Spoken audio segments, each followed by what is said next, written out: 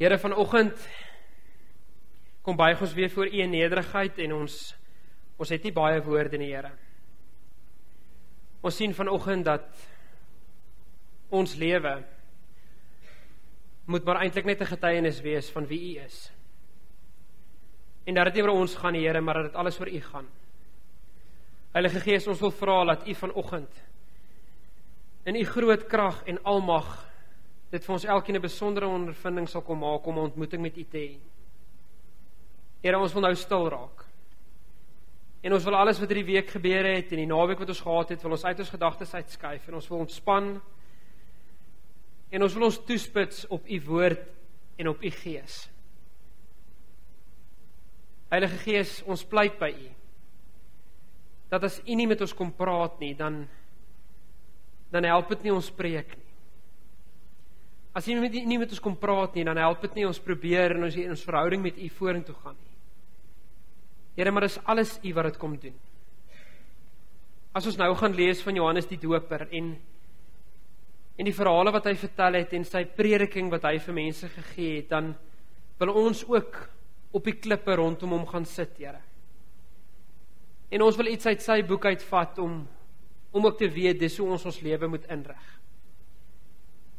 Here, laat ons sal besef dat dit gaan nie oor woorde en oor lippetaal nie, maar dit gaan oor ons harte en dit gaan oor ons dade. Maar Here, ek wil vanoggend kom vra in totale nederigheid en afhanklikheid, dat U elke persoon wat vanoggend hier sit, sy hart nou sal kom aanraak. Dat U met elkeen van hulle sal praat, daar soos hulle sit en die gedagtes by hulle opkom, soos die woord gelees word en soos die prediking gelewer word, dat U met elkeen van hulle op hulle eie manier sal kom praat, in hulle eie lewensomstandighede waar hulle nou is. Maar Here, die belangrikste van alles, dat hulle U teenwoordigheid sal aanvoel. Soos ons ook nou U teenwoordigheid kon voel met ons lofprysing en ons aanbidding. Toe ons U naam groot gemaak het met sang, het ons geweet U is hier. En Here, ons vra nou ook dat U hier sal bly. Dat U in hierdie gebou sal beweeg, van hart tot hart, en van gedagte tot gedagte, en dat U in ons sal kom werk. Want Here, vir meer as dit kan ons nie vra nie. Want U maak alles in ons lewe moontlik. Ons is totaal afhanklik van U. En laat dit ook nou so sal wees, met hierdie skrif en hierdie woord. Amen. Johannes die Doper in sy prediking, Matteus 3, lees ons vanaf vers 1. In daardie tyd het Johannes die Doper in die woestyn van Judea begin preek en gesê, bekeer julle, want die koninkryk van die hemel het naby gekom. Hy is die een wat die profeet Jesaja bedoel het, toe hy gesê het, iemand roep in die woestyn, maak die pad vir die Here gereed, maak die paaie vir hom reguit. Dis Jesaja 40 vers 3. Hierdie Johannes het klere van kameelhaar gedra, met 'n leerband om sy heupe, en hy het van sprinkane en veldheuning gelewe. Nou ek wil net by vers 4 sê, dat hierdie versie wys vir ons, dat Johannes ook 'n profeet was, want die klere wat hy gedra het, en die leerband om sy heupe, verwys ook na Elia, en hulle het gedink Elia is die groot profeet wat weer gaan kom, en toe was dit Johannes die Doper gewees. Vers 5, in die dae het Jerusalem en die hele Judea, en die hele omgewing van die Jordaan na hom toe gestroom. Hulle het hulle sondes bely, en hulle deur hom in die Jordaanrivier laat doop. Toe hy merk dat baie van die Fariseërs en die Sadduseërs kom om deur hom gedoop te word, sê hy vir hulle, julle slange, wie het julle wys gemaak dat julle die dreigende toorn kan ontvlug? En hy vra dit vir hulle omdat hulle wetties gelewe het, né? En hulle het gedink as hulle wetties lewe, dan kan hulle die toorn van God ontvlug. So hy vra dit vir 'n baie spesifieke rede, vra hy dit vir hulle. Vers 8, dra liewer vrugte wat bewys dat julle bekeer is. Daar is ons teksvers. Dra liewer vrugte wat bewys dat julle bekeer is. Julle moet julle nie verbeel dat julle by julleself kan sê, ons het Abraham as voorvader nie. Dit sê ek vir julle, God kan uit hierdie klippe kinders vir Abraham verwek. En hy sê dit ook vir hulle, omdat hulle gedink het, hulle is die bevoorregtes, en omdat hulle in die verbondsvolk van God ingebore is, omdat Abraham hulle voorvader is, dat hulle outomaties gered sal word. So dis hoe die Jode geredeneer het, die Fariseërs en die skrifgeleerdes het so gedink. En dan kom sê Johannes die Doper vir hulle, nee, dit is nie so nie. En dan net daarna in vers 10 sê hy vir hulle, die byl lê klaar teen die wortel van die bome. Elke boom wat nie goeie vrugte dra nie, word uitgekap en in die vuur gegooi. Ek doop julle wel met water omdat julle bekeer het, maar hy wat na my kom, is my meerdere. En ek is nie eens werd om sy skoene uit te trek nie. Hy sal julle met die Heilige Gees en met vuur doop. Hy het sy kop in sy hand en hy sal sy skop in sy hand en hy sal sy dorsvloer deur en deur skoonmaak. Sy koring sal hy na die skuur toe bring, maar die kaf sal hy met die onblusbare vuur verbrand. En hier sien u, ons gaan net tot so ver lees, 2 keer verwys Johannes die Doper ook na die verskil tussen saligheid en hel, nee? Hy verwys 2 keer daarna, dat hy sal sê, die byl lê klaar teen die wortel, en die wat die vrugte dra nie sal uitgekap word. En dan verwys hy weer daarna, dan praat hy van die dorsvloer. Dan sê hy, die koring sal hy na die skuur toe bring, maar die kaf sal hy met die onblusbare vuur verbrand. En daar verwys hy natuurlik na die mense wat die Here sal ken, en die mense wat nie die Here sal ken nie, nee? En ons weet, dit is nou natuurlik hoe dit werk in ons, in die Here se groot raadsplan, is dit ook hoe dit werk, dat hy vir die mens die keuse dan nou gegee het. Maar, soos jy sien, het ek vanoggend so bietjie, soos ons gelees het, net van die versies ook probeer duidelik maak soos ons gaan, want dis 'n gedeelte wat uit soveel kante uitgepreek kan word. En hierdie is eintlik 'n ontsettende moeilike teks om te preek, want daar is elemente van die oordeelsdag, en daar's elemente van vrug dra, en daar's 'n paar elemente waar Johannes die Doper het eintlik so bietjie laat klink asof, maar as jou lewe nie reg lyk nie, dan gee hy vir hulle daai 2 verse. So dis 'n baie moeilike teks, en hierdie week het ek in my studeerkamer so 'n bietjie gaan rondkrap, en ek het so 'n bietjie gaan kyk na teoloë by wie ek ook al gaan leer oor hierdie teks en hoe om uit te lê. En ek het so 'n bietjie by die groot manne gaan sit, en ek het gisterand weer my preek so 'n bietjie verander, want ek het agtergekom, jene, ek weet nie wat ek vir die mense moet sê nie. Here help my, want die teks is te moeilik, ek weet nie wat om te preek nie. En toe haal ek so 'n paar goedjies uit, wat ek dink van belang is.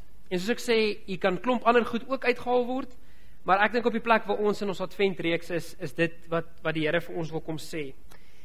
En hierdie eerste eeuse prediker, ons kan maar eintlik sê die eerste prediker van die eerste eeu, Johannes die Doper, hy het hierso met die mense gepraat oor bekering.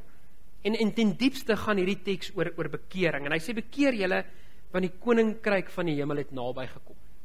Daar aan die begin van die teks verwys. En alles daarna spruit uit daai opdrag uit. Bekeer julle, want die koninkryk van die hemel het nader gekom. Hy praat natuurlik van Jesus, hy verwys na hom. En dan sê hy, Jesus het gekom, en hy is ook die koninkryk van die hemele wat saam met hom kom. En hy het geweet die verlossing wat hy gaan bewerkstellig. Dis hoekom hy daai Jesaja 40 teks ook uitlig, en hy sê, iemand roep in die woestyn, maak die pad vir die Here gereed, maak die paaie vir hom reguit, want hy kom. En in die Griekse teks sien ons, dat hierdie woordjie koninkryk beteken eintlik koningskap, of heerskappy, of regering.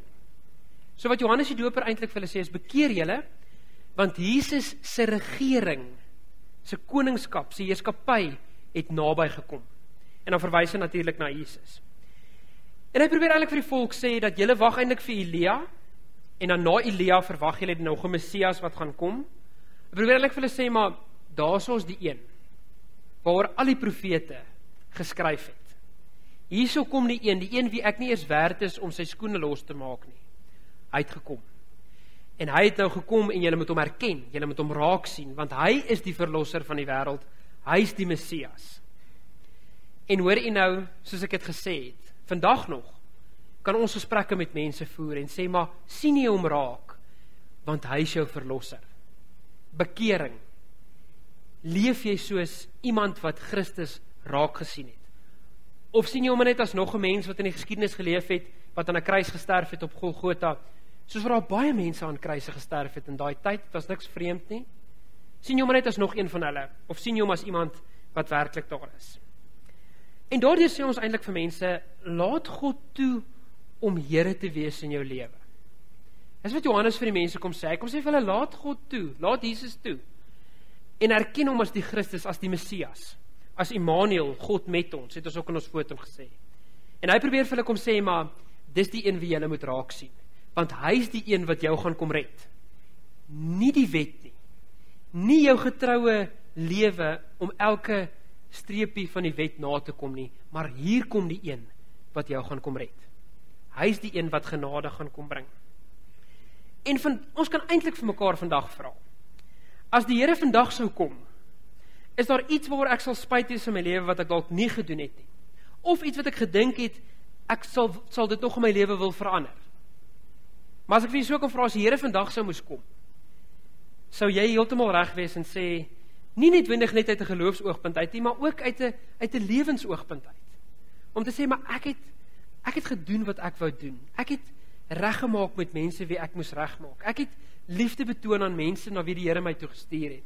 Ek het 'n helpende hand gaan uitreik daar waar die Here dit in my hartsnaar kom trek het om te sê, maar wil nie dalk hierdie persoon 'n bietjie help nie. Daai rigting wat hy vir my kom gee het. Johannes die Doper sê eintlik vir die mense, maar die Here Jesus het gekom.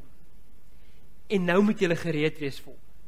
En hier kan ons vandag ook vir mekaar sê, maar is ek so gereed? Lyk my lewe so? En dan kom ons agter dat hy roep ook die mense op om God se woord as waarheid in hulle lewe te aanvaar. Hy kom sê vir die mense, al hierdie profesieë in die Ou Testament, wat julle goed ken, dit is besig om waar te word voor julle oë. Sien jy dit raak, mens? Sien jy raak dat God se woord is waarheid in jou lewe? En as ons dit van toepassing maak op vandag, dan moet ons vra, maar aanvaar ek nog die Here se beloftes wat hy vandag vir my in my woord het? Glo ek dat hy enige situasie in my lewe nog kan kom omdraai? Lyk dit vir my hoe onmoontlik om te draai. Daai geloof, soos wat ons ook gesê het Vrydag met die geloftediens, en daai vertroue in die Here, dat hy dit nog kan kom doen. Om God se woord as waarheid in jou lewe te aanvaar, ook teen dwaling. Teen as die wêreld vir ons kom sê, hierdie en hierdie goeters is sosiaal aanvaarbaar. Julle kan dit maar doen. Aanvaar ons nog God se woord as waarheid en norm in my lewe om te sê, maar weet julle wat? Die Here sê so. Dis hoekom ek dit nie doen nie. Ek het nie 'n ander rede nodig om sekere goed nie te doen nie. Die Here sê vir my ek moet dit nie doen nie en daarom wil ek dit nie doen nie. Maak saak wat die wêreld vir my sê nie. I won't conform to the norm. Ek gaan nie omdat die wêreld nou sekere goed praat, sal ek ook maar sê, ag ja, wat, nou kan ons dit ook maar doen. Dis alright nie. Hoekom? Want die Bybel sê so. En ons gaan net nou daarby kom. Ons moet nie meer sê, maar weet jy wat, want die Bybel sê so nie. Ons moet vir mense sê, weet jy wat, want die Here sê so. Die Here sê vir ons moet dit nie doen nie. Want wat die Fariseërs ook kom doen het, is hulle het gesê, hier is die wet van Moses. En hom gaan ons voluit volg. Met hom gaan ons aangaan. Maar hulle het nooit gesien, maar wie is die een wat die wet vir ons kom gee het? Die een wat die wet vir ons kom gee het, is die Here self. God self het op die berg by Sinaï vir Moses die 10 gebooie gegee. Hy self het vir Moses die wetboek laat skryf, waarvan ons lees na dit, die Pentateeg, die eerste 5 boeke van die Ou Testament. Dis die Here se hart wat hierin neergesit is. En daarom moet ons nie sê, weet jy wat, want dit staan in die Bybel nie. Ons moet sê, maar my Here sê vir my, ek moet dit nie doen nie. Hy is die een wat nie wil hê ek moet dit doen nie. Ek moet nie vir mense sê, weet jy wat, jy mag dit nie doen want dit staan in die Bybel nie. Ek moet vir mense sê, moet dit nie doen nie, want die Here wil nie hê jy moet dit doen nie. Die een wat jou geskep het, en jou liefste in die wêreld het, en wat vir jou kom sterf het, hy wil nie hê jy moet dit doen nie. En daarom weet ons, dat 'n sondebelydenis is 'n byproduk, en nie bekering self nie. En hier wil ek net gestop, is almal nog by my? Is julle nog reg? Sondebelydenis is nie 'n byproduk en is 'n byproduk en nie bekering self nie. Om my sonde te bely is nie bekering nie. Baie mense dink ek moet net vir die Here jammer sê vir wat ek gedoen het. Dan is ek weer reg. As ek weer fyn, dan kan ek aangaan. Sondebelydenis is 'n byproduk van wat gebeur as bekering plaasvind. As ek tot bekering kom, en onthou nou, ons praat nie van wedergeboorte nie, ons praat van 'n bekering wat elke dag met my kan gebeur, en eintlik elke dag met my moet gebeur. Want ek moet elke dag wegdraai van my sondige natuur af en na die Here toe loop. Dis wat bekering beteken. Dis nie sondebelydenis nie. Sondebelydenis verwar ons baie keer daarmee wat ons dink, As ek net my sonde bely, is ek alright. Maar dis nie wat Johannes die Doper vir hulle sê nie. Hy sê vir hulle baie duidelik, dra liewer vrugte wat bewys dat jy bekeer is. Moet dit nie met lippetaal doen nie, maar draai weg en gaan lewe 'n lewe wat die Here se naam groot maak. Dis bekering. Sondebelydenis is maar net 'n produk van bekering, want as ons so gedraai het, dan kom ons agter, Here, ek kan nie glo wat ek gedoen het nie. Ek is so jammer daaroor, maar ek wil op 'n nuwe pad gaan. Ek is op 'n nuwe pad. En daarom kom Johannes die Doper by die Fariseërs. En hy sê vir hulle, dra liewer vrugte wat bewys dat jy bekeer is. En die Here sê dit vir ons op so baie plekke. Hy sê vir ons, laat ken julle aan julle vrugte. Dit wat in jou hart aangaan, dit is jou aanbidding aan my, sê die Here. Dit wat in jou lewe spreek, is dit ooreenstemming met jou dade. Die vrug wat jy dra. Jy sal geken word aan wat jy doen en hoe jy mense laat voel en nie noodwendig aan wat jy sê nie. Jy sal geken word aan wat jy doen en hoe jy mense laat voel en nie noodwendig wat jy sê nie. Die beste bewys hiervan is, gaan sê nou vir iemand een keer een ding en gaan doen presies die teenoorgestelde, dan kyk jy hoe lank glo hy jou nog. Gaan sê vir mense, nee, ek doen dit, ek sal dit vir jou doen, is reg, en dan doen jy presies die teenoorgestelde, dan doen jy dit glad nie. Dan sien jy hoe vinnig verloor daai persoon vertroue in jou. Want hoekom? Dit lê nie aan die belofte wat ek maak nie, maar in die uitvoering daaraan wat krag gee. Dit is waar my integriteit en my egtheid vandaan kom. As ek sê ek gaan iets doen en ek doen dit. En ek voel baie keer, en moet my nie verkeerd verstaan nie, want hieraan is ek self skuldig en ek is nie vroom en opreg nie, want ek staan nie elke Sondag op hierdie kansel en sê vir al hierdie dinge en kry dit alles 100% reg aan my lewe nie. Inteendeel. Ek kry dit seker die minste reg, minder as baie van julle wat voor my sit. Maar die punt is, ons moet probeer om eg te wees as dit by die Here kom. Ons moet probeer om vir die Here te sê, Here, ek het baie sonde, ek weet dit, maar elke dag deur u genade alleen bring u bekering in my lewe en draai ek weg van my sondige natuur af en dis 'n stryd wat ek die res van my lewe gaan moet veg, sê die Bybel vir ons, sê die Here vir ons. En daarom weet ek dat ek moet deur God se genade vashou hieraan om te sê, dit gaan nie oor wat ek vir mense sê nie, maar dit gaan oor wat ek doen. En daarom sê ek is self skuldig daaraan.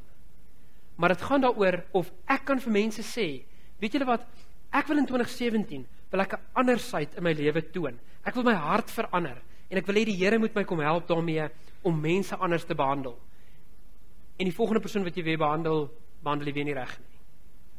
Beteken daai woorde en daai onderneming wat ek dan gedoen het, enigstens iets? Nee. Want dit gaan daaroor of ek dit gaan doen, wat ek sê ek gaan doen. Of ek eg is daaraan, of ek dit gaan regkry. En dit sê hy vir die Fariseërs. Hy sê vir die Fariseërs, julle klomp, julle is besig om die wet so getrou te onderhou. Maar julle vergeet die grootste gebod, die een van liefde. Julle hanteer mense nie reg nie. Julle laat mense nie goed voel, en julle kyk neer op hulle, en julle oordeel hulle, omdat hulle nou nie so vroom en opreg is, soos wat julle is nie. So julle is eintlik maar wit gepleisterde grafte, sê die woord. Julle is eintlik maar mense wat een ding sê, maar die teenoorgestelde ding gaan doen. En dit is waarmee Jesus 'n probleem gehad het, toe hy die Fariseërs aangespreek het. Toe hy vir hulle gesê het, dit help nie julle doen probeer al hierdie wette onderhou en alles en so, maar al die ander goeders waaroor dit werklik gaan, dit los julle agter nie. Oor hoe om mense te hanteer, hoe om liefde te bewys, hoe om die minste te wees, hoe om nederig te wees. Hoe baie keer sê die woord nie vir ons dit nie, né? En hier kom Johannes die Doper, en wat hy doen, en sy hele werk, soos daai fotootjie is daar op die bord, is 'n heenwysing na Christus. Hy sê, dat hierso is die een wat my meerdere is.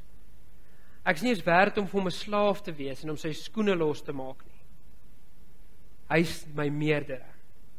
En 'n manier hoe ons dit kan regkry in ons lewe, en wat Johannes die Doper vir ons kom leer, en wat ons so baie mooi uit hierdie gedeelte uit kan haal, is dat sy hele lewe was net 'n getuienis van Christus gewees. Sy hele lewe was 'n getuienis gewees om te sê, ek wil nie krediet hiervoor hê nie, want die een wat dit vir my moontlik maak, aan hom moet die krediet gaan. Hy is die een wat sal kom, hy is die een wat kom red. En dan moet ons vir onsself vra, hoe kan ek meer heenwysend na Christus leef? Dat alles in my lewe wat gebeur, 'n getuienis sal wees vir die een wat in beheer is van my lewe. En dat ons, soos Johannes die Doper, ook maar net sal staan en sal opwys en sal sê, maar Here, nie ek nie, maar U deur my wat dit reg kry. U genade wat deur my vloei.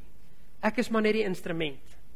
Ek gebruik altyd vir die jeug ook die voorbeeld, dan sê ek vir hulle, as iemand 'n instrument hier voorkom speel, dan sê ons nooit, hoor jy, het julle gehoor hoe mooi was daai klavier vanoggend, hoe mooi die klavier gespeel nie. Of het jy gesien hoe goed is daai gitaar, hy is dan goed op sy eie, nee? Nee, dis die persoon wat die krediet kry, wat die instrument speel. En so is ons net instrumente in die Here se hand. Geen krediet gaan aan die instrument nie, maar die een wat deur die instrument werk, na hom toe gaan die krediet. En so moet ons lewe heenwysend wees na Christus, dat ons sal sê, dis nie ek wat dit reg kry nie, maar dis die Here deur my. Ek is tot goed self geensins in staat nie. Maar die Here wat deur my werk, maak dit vir my moontlik om mense reg te hanteer. En daarom dat ons so baie sê, al waarvoor ons kan bid is die Here se genade oor ons lewe. Want hoe meer genade hy uitstort in my lewe, hoe meer kry ek dit reg om die regte ding te doen en om mense reg te hanteer. En daarom weet ons dat die inisiatief gaan altyd van God uit. Altyd. Dis altyd God wat in ons lewe werk wat vir ons dinge moontlik maak. Dis net genade tussen my en iemand wat in ander sonde verval het as ek. Iemand wat dalk verslaaf is aan alkohol, of iemand wat verslaaf is aan dwelms, of iemand wat 'n moeiliker lewe as ek het. Dit wat tussen my en daai persoon staan is net genade. Ek's nie ouliker of beter of so as enigiemand anders nie. Ek is nie beter as enige ander predikant of enige ander prediker nie. Dis net genade. En daarom kan ons sê dat dis God wat die inisiatief in ons lewe bring. Daai gawes wat U het en daai talente wat U het om goed te kan wees in die werk of om baie vir ander mense te kan beteken. Heenwysend na Christus. Dis net hy wat dit in ons lewe kom doen. En daarom kan ons ook vir mekaar sê dat bekering is nie langer gehoorsaamheid aan 'n wet nie, maar aan 'n persoon. En dis wat Johannes die Doper vir die mense kom sê. Hy kom sê vir die Fariseërs en die Sadduseërs dat julle bekering is nie om gehoorsaam te wees aan 'n wet nie. Julle bekering is om gehoorsaam te wees aan 'n persoon. En ons almal wat vanoggend hier sit, moet vir onsself afvra. Hierdie week voor Kersfees. My gehoorsaamheid is aan 'n persoon en nie aan 'n wet nie. Ek wil nie vir die Here een ding beloof en die ander gaan doen nie, want dan is ek nie eg nie. Dan is vers 8 in my lewe van toepassing, dra liewer vrugte wat bewys dat jy bekeer is.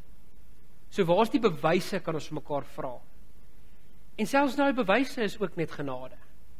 Maar ons moet vir mekaar dan ook kan sê, dis die Here wat dit deur my doen, maar ek wil gehoorsaam wees aan hom, omdat ek 'n intieme, persoonlike verhouding met hom het. En nou moet ons baie mooi verstaan.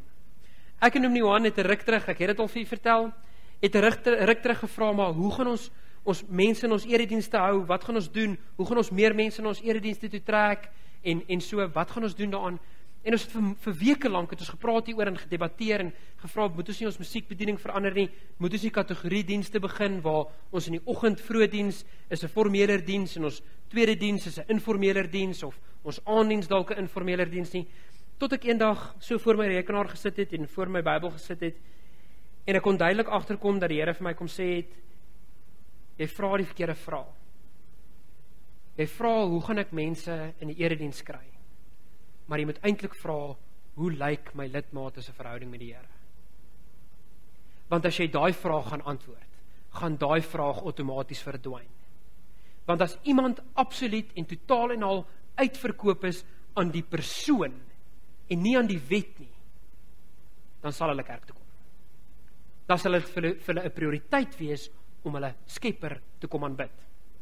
En daai volgende maandag, nou is ek vol bravade, nou gaan ek vir die mooi dominee sê, hier's wat ons moet doen.